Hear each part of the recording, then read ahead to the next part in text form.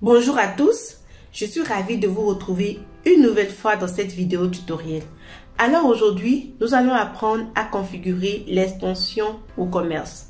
WooCommerce est un plugin WordPress qui nous permet de créer notre boutique en ligne, que ce soit pour vendre nos produits physiques, nos produits numériques ou les deux. Avant d'aller plus loin, je suis Danielle Safira et sur cette chaîne, j'aide les entrepreneurs à maîtriser les outils digitaux dont ils ont besoin pour développer leur activité, leur entreprise en ligne. Si c'est une thématique qui vous intéresse, alors abonnez-vous à la chaîne et activez la cloche de notification pour ne rien rater des prochaines vidéos. Sur ce, je partage maintenant avec vous l'écran de mon ordinateur. Allons-y. Alors, une fois que vous êtes sur votre tableau de bord WordPress, vous allez vous rendre sur Extensions. Vous cliquez sur Ajouter.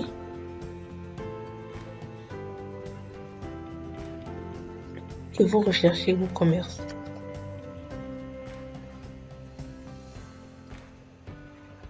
Alors, c'est celui-ci qu'on recherche.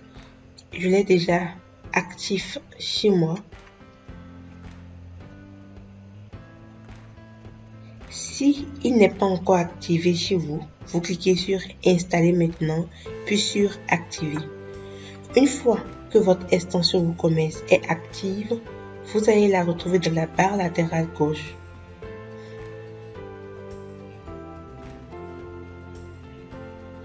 Donc, au niveau de l'accueil, OK, vous allez retrouver les dernières informations.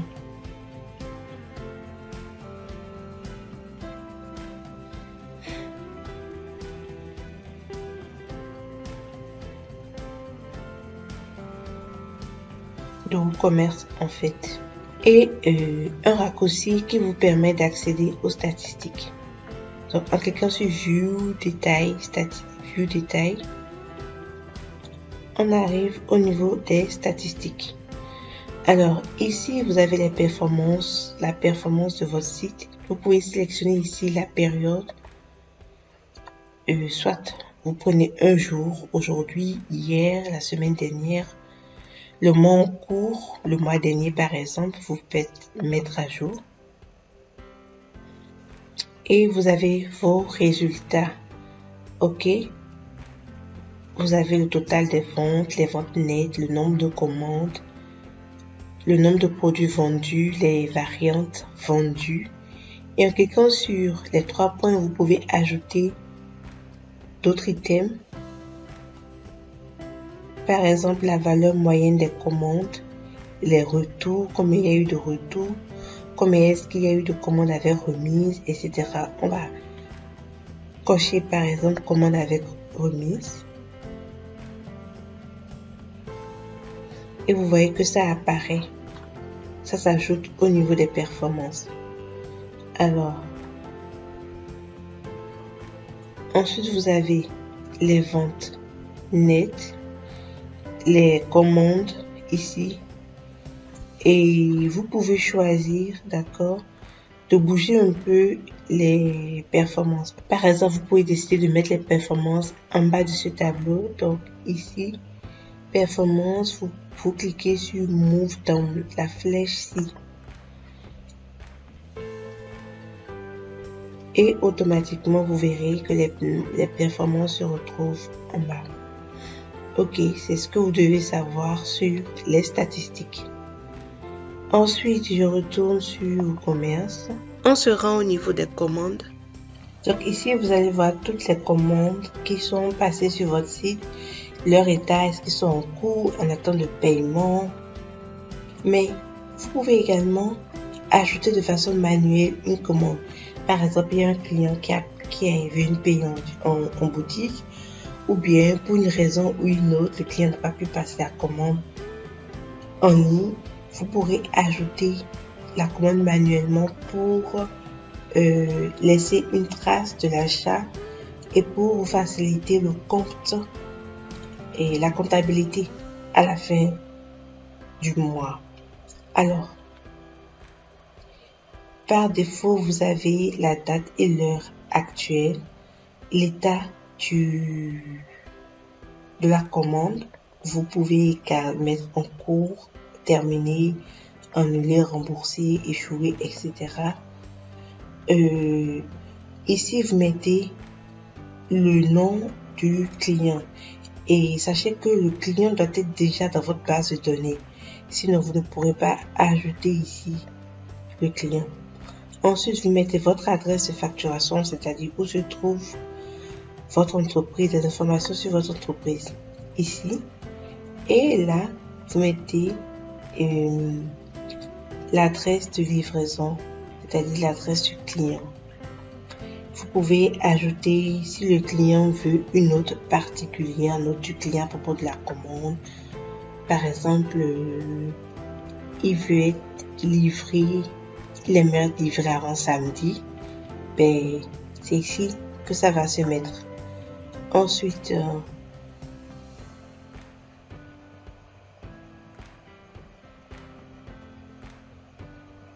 vous pouvez envoyer un email de la facture, ok, au client par email.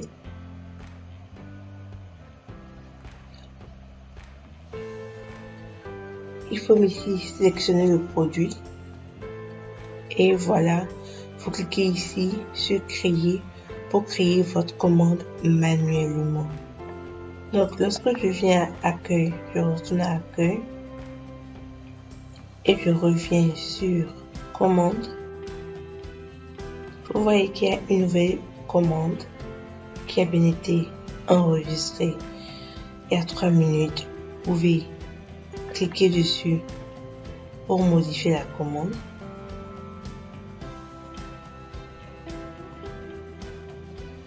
Etc. Ensuite, nous allons passer à l'onglet suivant qui est client. Alors, vous avez ici le nom, le username, ok, le nom d'utilisateur et la dernière activité, vous l'avez. Quand est-ce que c'est inscrit pour la première, quand est-ce que votre client s'est inscrit pour la première fois? S'il n'est pas inscrit également, vous ne verrez rien. Son email, combien de commandes il a passé, le total dépensé, l'AOV. L'AOV, c'est la valeur moyenne de commande. Par exemple, quand votre client commande 3 produits de 5 000, de 10 000 et de 30 000 par exemple, le total fait 45 000 €. La valeur moyenne de commande sera de, je crois, 15 000. Donc, vous comprenez un peu ce que c'est. Ensuite, vous avez la région, le pays de votre client. Alors, en cliquant sur les 3 points, vous pouvez retirer des infos qui ne vous semblent pas utiles, comme par exemple le username. Alors, vous pouvez télécharger sous forme de fichier Excel la liste de vos clients. Ok, nous allons maintenant passer au 4e onglet qui est code promo. Cette partie est très importante parce qu'elle vous permet de fidéliser vos clients, de promouvoir des produits. Donc, vous pouvez cliquer sur ajouter un code promo ou vous descendez et vous cliquez sur créer votre premier code promo.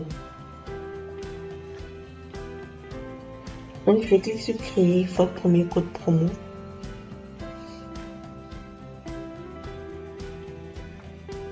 Alors, ici, je mets le code, par exemple,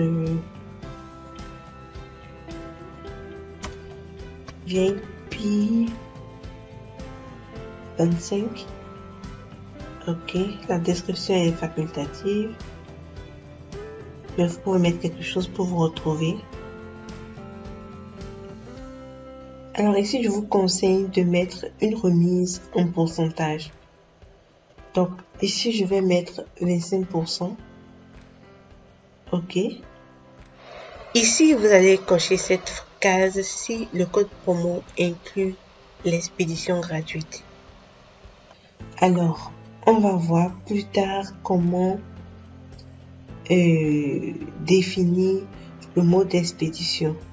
Donc, on va pas cocher, d'accord? Et ici, il faut absolument mettre une durée d'expiration du code. Ne laissez pas un code indéfiniment actif parce que le code vous permet de créer l'urgence. Donc, si vous dites par exemple que le code est valable 3 jours, une semaine, ben, les gens vont réfléchir. Mais si le code est valable toute l'année, ben, ils vont pas se stresser pour acheter, pour passer à l'achat. Or, ce que vous voulez, c'est qu'il passe à l'achat. Donc, on peut dire que il est valable 4 jours. Voilà. Donc, toujours mettre une date d'expiration du code. Déjà à ce niveau, vous pouvez publier votre code promo. Mais nous allons voir les autres réglages du code promo. Restriction d'usage. Ici, vous pouvez dire que avant de bénéficier du code promo, la personne doit dépenser un minimum d'argent. Peut-être 100, je sais pas, je pense que peut-être 1000 francs ou 10 000 francs ou 100 $, 100 €, 10 $, ça dépend. Généralement, laissez la dépense maximum, ok? Dépense minimale où vous ne mettez rien. Alors, en cochant cette case, vous empêchez vos clients d'utiliser plusieurs fois le code.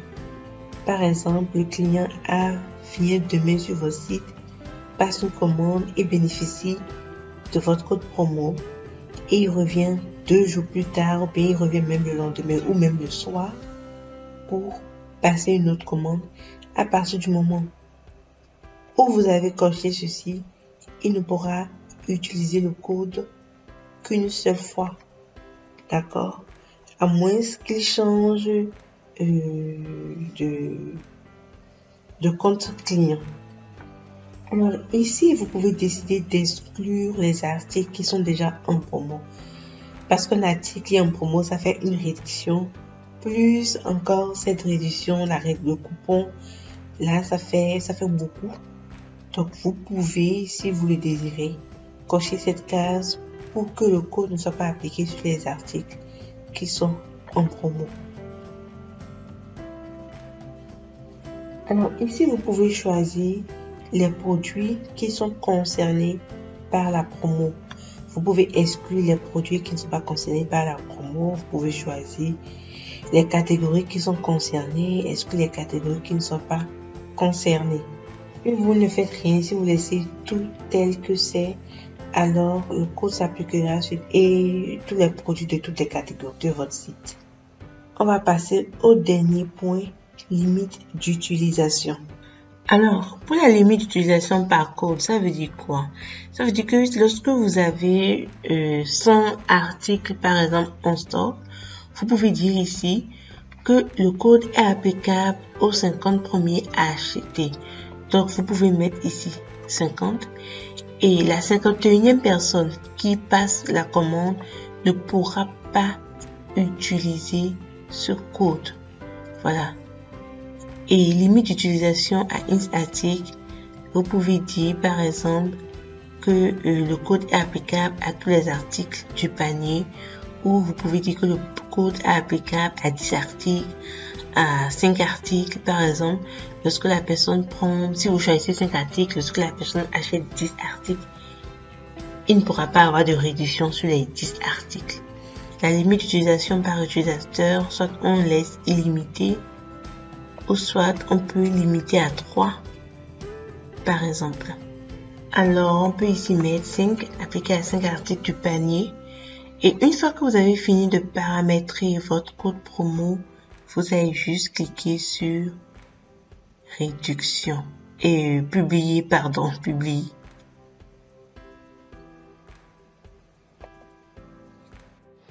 Voilà comment créer un code promo. Vous pouvez le modifier à tout moment. Nous allons maintenant passer au rapport. Le rapport, en fait, c'est un peu comme des statistiques. Ok. C'est un peu comme des statistiques. Vous avez vente brute, vente nette, commande passée, article acheté, remboursé, facturé pour la livraison, code promo utilisé, et vous pouvez sélectionner la durée pendant laquelle vous voulez analyser ces derniers jours, mois, où vous pouvez personnaliser votre demande. Voilà. Et vous pouvez avoir les statistiques pour les articles, pour vos commandes. Vous pouvez avoir également les statistiques pour vos clients.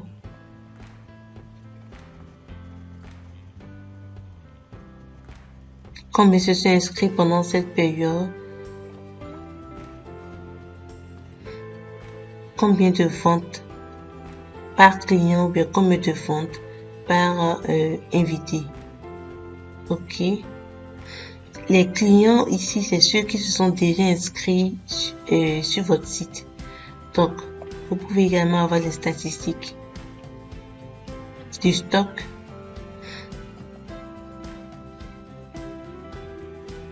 Donc, vous verrez les articles ici et les stocks disponibles et la quantité disponible en stock.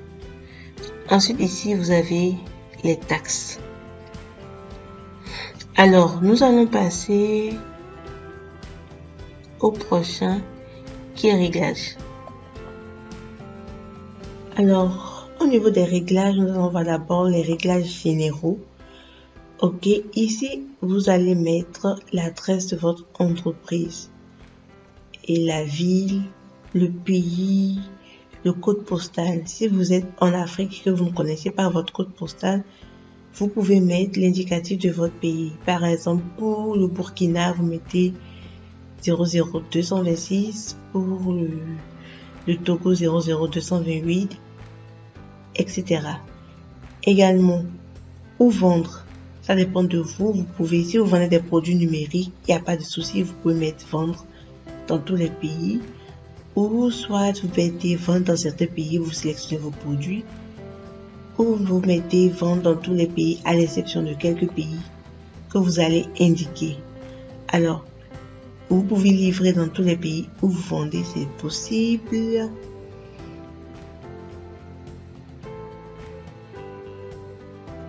Ou vous pouvez désactiver l'expédition et les calculs de livraison. Ça, c'est surtout lorsque vous faites des produits numériques.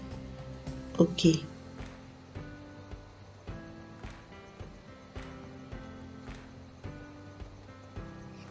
Ok. Adresse client par défaut, la géolocalisation. Ok. Mais vous pouvez décider, c'est ce que je vous conseille, de mettre pays, région de la boutique, c'est-à-dire l'adresse laissée par le client lui-même. Alors, activez le calcul de la taxe. Vous cochez si la taxe n'est pas incluse déjà dans le prix, donc vous cochez. Activez l'utilisation des codes promo, bien sûr, vous cochez. Calculez les codes promo séquentiellement, vous pouvez laisser. Et là, vous entrez la devise de votre site. Ici, il y a toutes les devises, ne vous inquiétez pas. Vous pouvez mettre l'euro, le dollar, le franc CFA, le franc guinéen, franc Afrique centrale, franc ouest africain, franc CFA. Ok.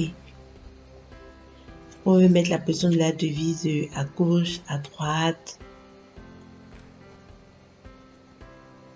Enfin, peu importe. Nombre de décimales, nombre séparateur des milliers par des virgules, séparateur décimal par des points et nombre de décimales, etc. Et quand vous avez fini, vous cliquez sur enregistrer les modifications. Donc, je vais entrer les informations. de ma boutique. Je vous laisse aussi entrer les informations de votre boutique.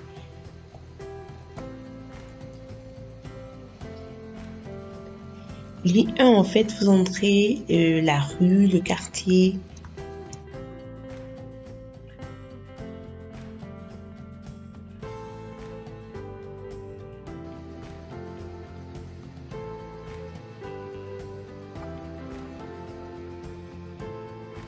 Nous allons maintenant voir le produit. Alors, au niveau du produit, il n'y a pas grand-chose à modifier. Activez les boutons Adjust d'ajout au panier, c'est-à-dire que lorsque le client clique sur Ajouter au panier, automatiquement, le produit se retrouve dans son panier. Et vous pouvez également rediriger vers la page panier après ajout réussi pour un peu forcer le client à continuer l'achat. Donc, faut pas attendre qu'il mette 5-10 articles dans son panier avant de vouloir payer, quoi.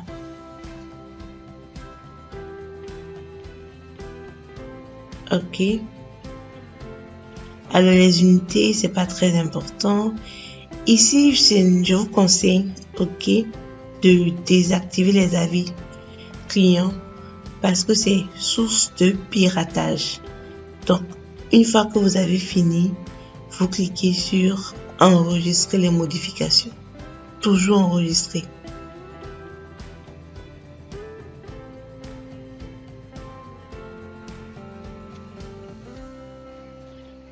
Nous allons maintenant voir la TVA.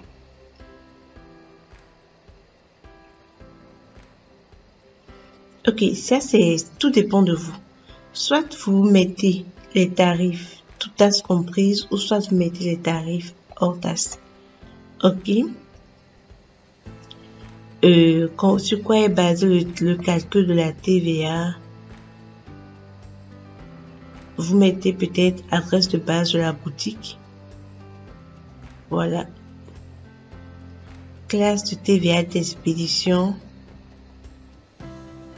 Vous laissez basé sur les articles paniers. En fait, tout dépend aussi du pays dans lequel vous vous trouvez. Arrondissez la TVA au niveau du sous-total plutôt que pour chaque ligne. Ce n'est pas important si vous choisissez que la TVA est déjà incluse dans vos prix. Affichage des tarifs de la boutique. Hors taxe, etc. Affichage des tarifs sur le panier et la page commande, etc. Encore une fois, tout dépend de votre pays et de comment vous saisissez les tarifs de TVA. Alors, il suffit d'affichage du prix, bref. On clique sur enregistrer les modifications.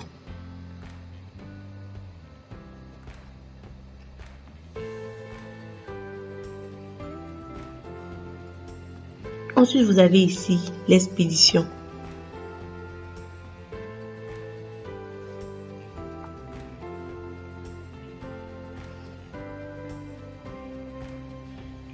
Ici, vous allez définir les livraisons gratuites ou pas. Vous pouvez dire que, par exemple, la livraison est gratuite au Bénin. Donc, dans votre pays d'origine, bien,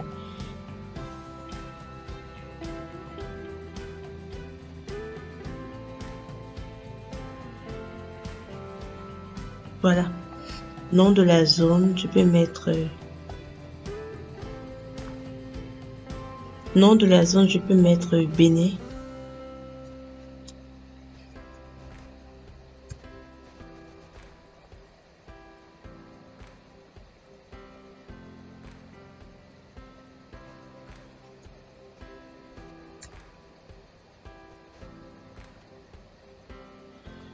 Alors, je peux dire que c'est uniquement Cotonou. Je peux ajouter le littoral. Ok, je peux dire aussi que c'est également gratuit. Je peux également sélectionner une autre région, par exemple l'Atlantique. Et je dis que la livraison est gratuite. pour ceux qui sont dans cette zone-là. D'accord? Ou soit je peux choisir un tarif forfaitaire pour cette zone. Je vais décocher le tarif forfaitaire et garder juste la livraison gratuite. Donc pour toutes les personnes qui vont commander et qui seront de la région de l'Atlantique ou de la région du littoral, la livraison sera gratuite. Voilà, vous pouvez faire un forfait, comme je l'ai dit. Vous pouvez ajouter une méthode de livraison. Par exemple, on a vu le forfait, point de vente. Vous allez collecter les articles à un endroit donné où les clients iront chercher. Voilà. N'oubliez pas d'enregistrer vos modifications. OK. Ensuite, nous avons les paiements.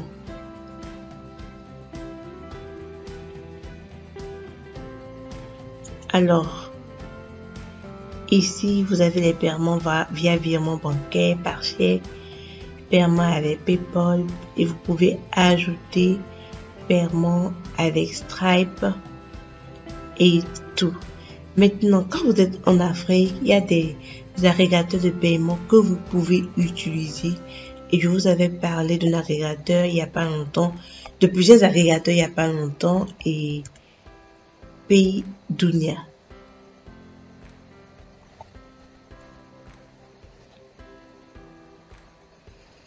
Donc, généralement, quand vous êtes au niveau de ces agrégateurs de paiement là, vous pouvez créer un compte. Avec vous entrez votre adresse électronique.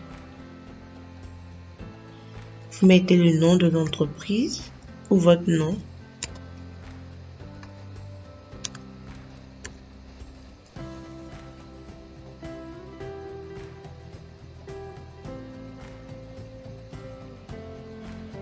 Voilà, vous voulez créer un compte d'entreprise. Vous entrez votre numéro de téléphone.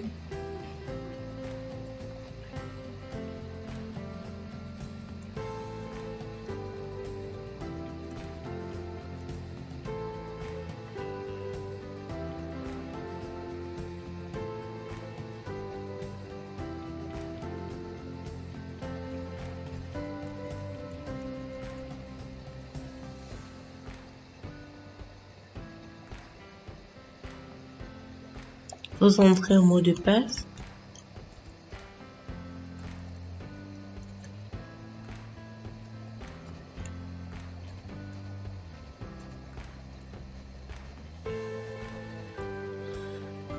Vous entrez à nouveau le mot de passe.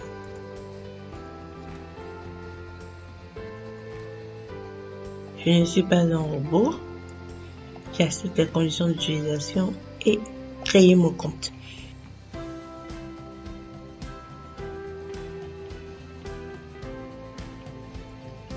Alors, vous allez recevoir un message de confirmation sur votre numéro de téléphone avec un code, d'accord, que vous allez entrer pour activer votre compte Paydunia.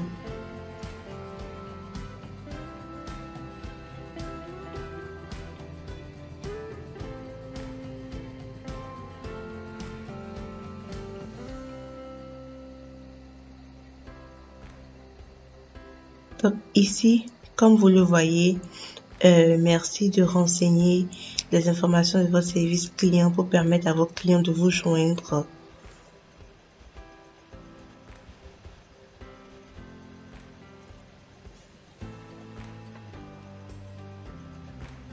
Numéro de téléphone, vous entrez votre numéro de téléphone. Vous pouvez en rajouter un autre ou pas. Et vous enregistrez les modifications. D'accord.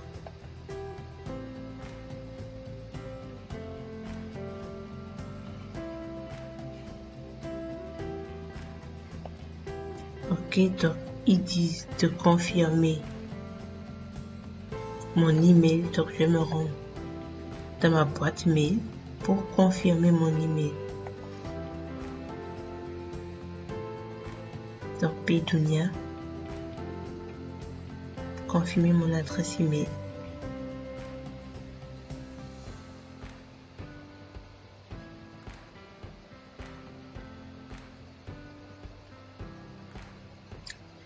Parfait, mon adresse email a été confirmée avec succès. Je peux accéder directement à mon tableau de bord ici.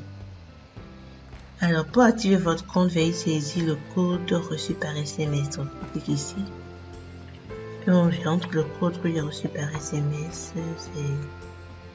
C'est 02 43 20. Et je clique sur activer mon compte. Vous devez dans un premier temps renseigner les informations du profil du gestionnaire. Donc, on clique sur veuillez cliquer ici. Donc, vous cliquez sur remplir le formulaire. Nom du compte Paydunia. Vous pouvez mettre le nom de votre entreprise.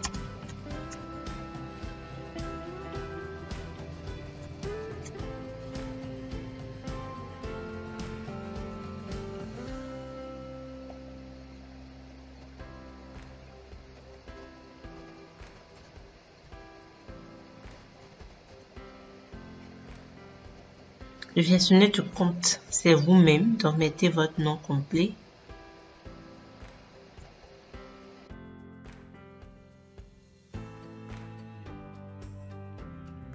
Suivant, nationalité,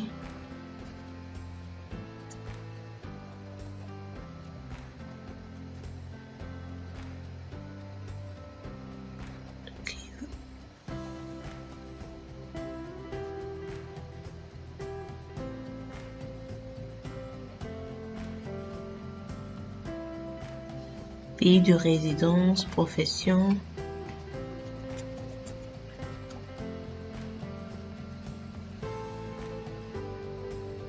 numéro de votre carte, numéro de votre passeport, de votre carte nationale d'identité.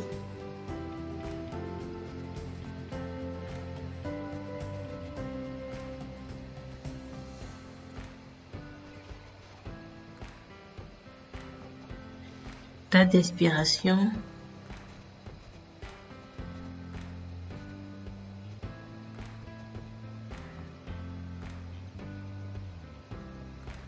Alors là, on vous demande d'entrer le recto de votre carte d'identité. Recto et verso, je crois.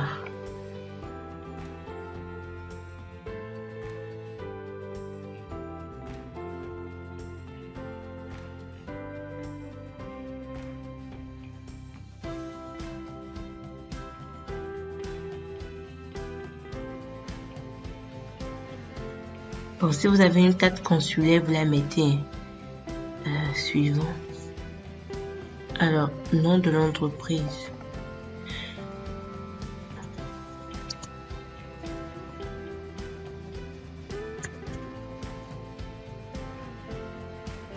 Vous mettez la forme juridique. Alors, vous choisissez le logo de votre entreprise.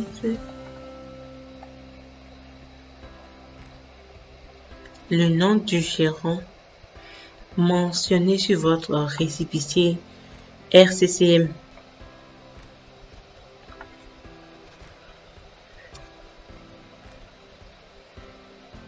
Numéro du registre de commerce. Okay. Donc là, il faut absolument que vous soyez enregistré pour pouvoir le faire. Document du registre de commerce.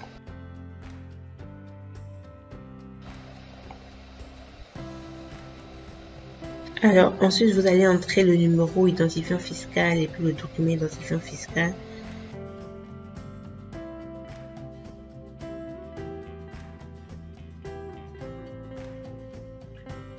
Vous cliquez sur suivant. ici, vous mettez la photo de votre bureau, la date de création de votre entreprise et l'usage que vous ferez de votre compte, les domaines d'activité, le siège, votre site web au format HTTPS, c'est pas 3W. Ensuite, preuve d'activité, ça c'est pas obligatoire et vous cliquez sur suivant.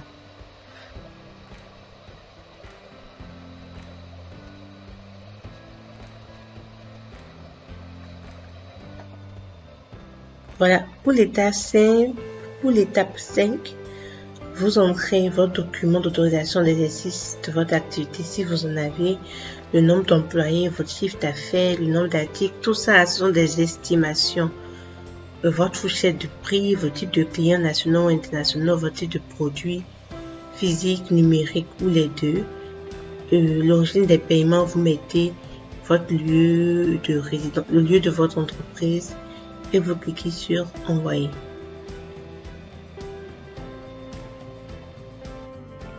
Notre formulaire KIC a été soumis avec succès et dès cet instant, on peut recevoir et émettre des paiements jusqu'à 200 000 francs en attendant la validation de notre formulaire.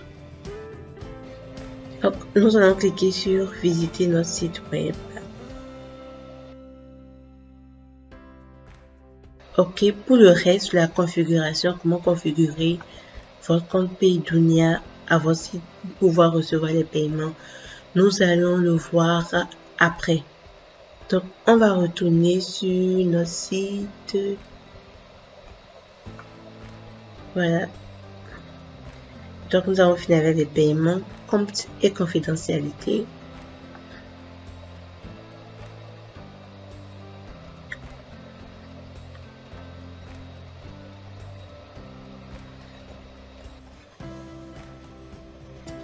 Alors, ici,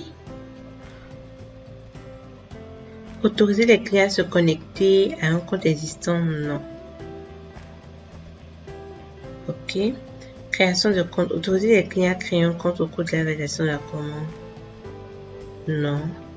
Autoriser le client à créer un compte sur la page Mon compte. Non. Lors de la création d'un compte, générer automatiquement une identifiant pour le client à partir de leur nom ou leur email. Oui. Demande d'effacement de données, vous laissez tout ça. Suppression de données, vous laissez également. Pour la politique de confidentialité, vous devez définir ici votre page politique de confidentialité. Je ne sais pas si je l'ai faite, si je l'ai déjà fait. Je vais d'abord enregistrer les modifications.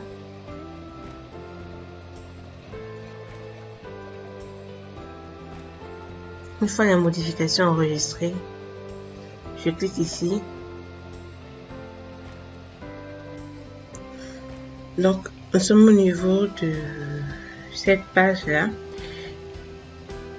Par défaut, vous aurez votre page politique de confidentialité si vous en avez, qui sera sélectionnée.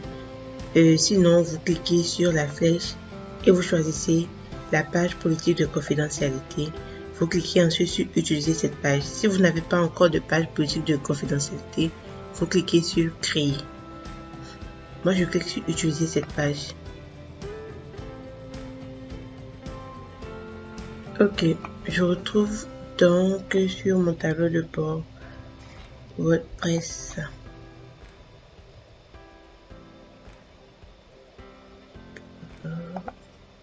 Vous êtes au niveau des réglages.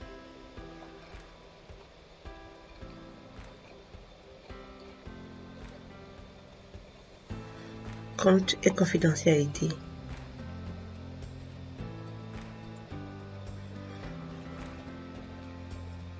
Nous avons déjà défini une page politique de confidentialité. Alors ici, il s'agit de mettre une petite description de notre politique de confidentialité. Donc, je vais juste traduire ce qui est écrit en anglais ici, en français. Je fais pareil ici.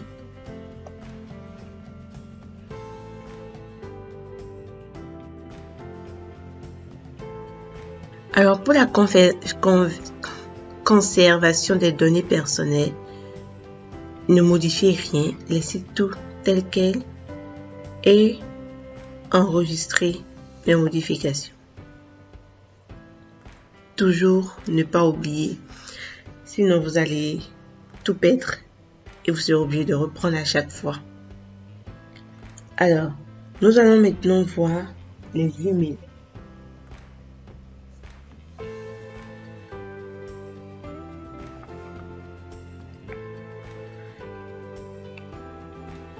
Alors, au niveau des emails, vous avez ici les statuts des commandes.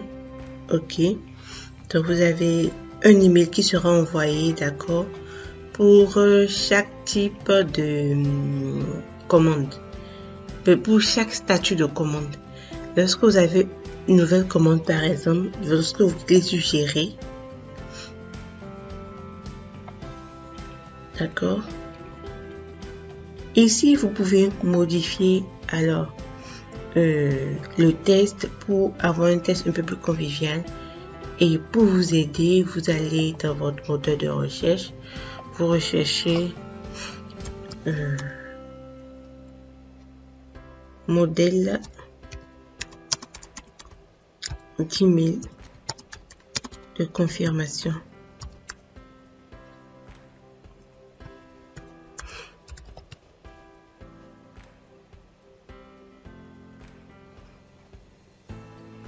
De confirmation de commande. On ne réinvente pas la roue, hein. Donc vous vous inspirez. Voilà. Vous pouvez vous cliquer, vous essayez de vous inspirer de ce que les autres ont fait. Ok. Donc on retourne sur notre site et j'essaie de mettre quelque chose rapidement. Une fois que vous avez fini d'entrer votre test, vous allez retourner sur email.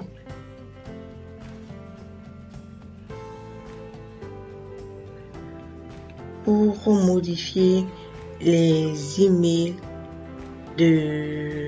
pour chaque statut. Donc, qu'est-ce qu'il faut envoyer pour une commande annulée? Quels genre d'email il faut envoyer pour une commande qui a échoué, pour une commande en attente, etc.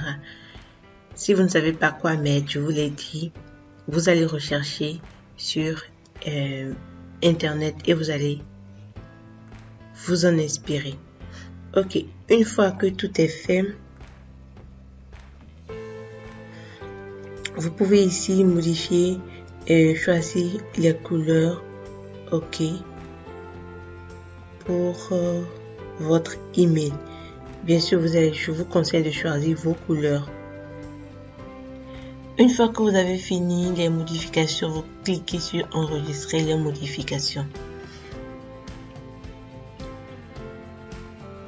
Ensuite, nous allons passer aux intégrations. Là, franchement, ça, il n'y a rien à modifier là.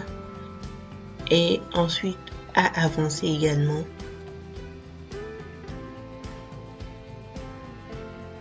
Il n'y a rien à modifier. À la limite, vous pouvez transformer, vous pouvez traduire. C'est ceci en français, c'est tout. Et ici, par exemple, si vous avez une page conditions générales de vente, vous l'ajoutez. Je ne sais pas trop si je l'ai déjà. Oui. Donc, vous ajoutez la page conditions générales de vente et c'est tout. À la limite, vous traduisez ceci en français et voilà. Vous enregistrez les modifications. Toujours et toujours.